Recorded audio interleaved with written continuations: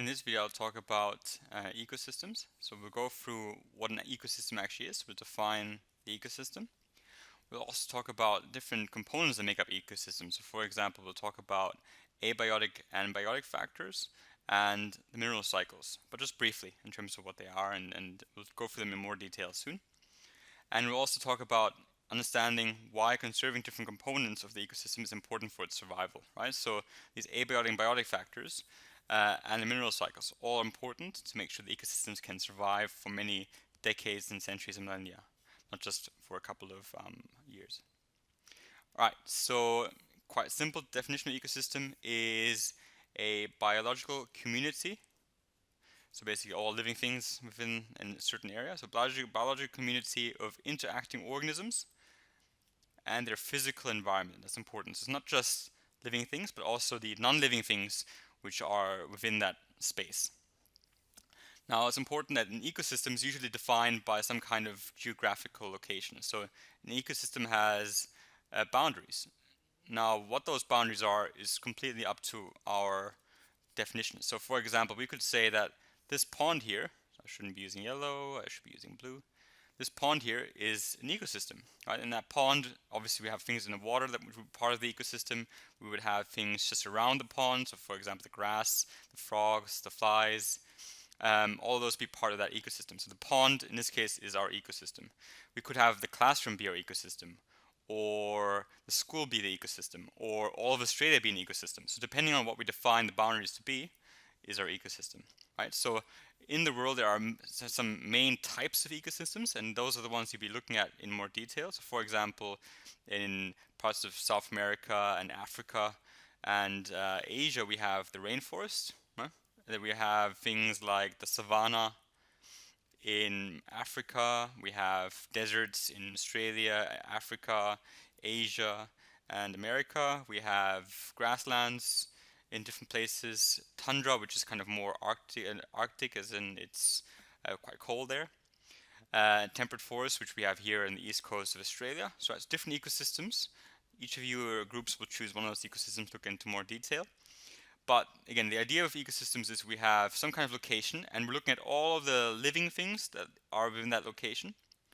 So in our example of the pond, the frog, the fish, the flies, the snail, all of these would be the living things within that ecosystem.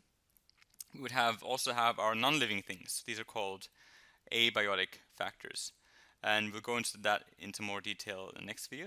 So non-living things, so things like water, the sun, soil, the gases, all of that would be part of the non-living factors, right? So we've got living factors and non-living factors. They're all interacting, right? So fish, for example, is a living factor, but it needs water, the non-living factors to survive. So all those are interacting somehow to make that ecosystem work.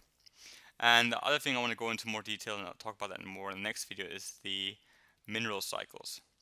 Those mineral cycles, things like the nitrogen cycle, the carbon cycle, the water cycle, they're there to make sure that if an organism dies, its nutrients can get recycled and they're ready for the next generation, right? So these mineral cycles make sure that ecosystem can be sustained over long periods of time.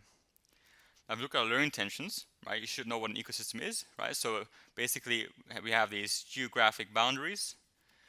So we have, for example, the pool, or not the pool, but the pond, which is our boundary. So any area around that pond is included in that ecosystem. And then all the non-living living elements of the pond will be part of the ecosystem, right? So the frog and the water and whatnot. That's an ecosystem. Identify the main components of an ecosystem, including the abiotic and biotic factors and the mineral cycles. So we talked about the abiotic factors. Those are your non-living factors, so soil, water, sun, and we'll go into those more in detail for the next video. The biotic factors are all the living factors, and we'll talk about that more as well in the next video, but those are obviously all the animals and plants and insects and bacteria that live in that ecosystem. And mineral cycles, those make sure that we recycle what, if something dies, decays, and then its minerals get brought back into the next generation of living things, right? So for example, carbon, your water cycle, we've done these before in year 7 or 8.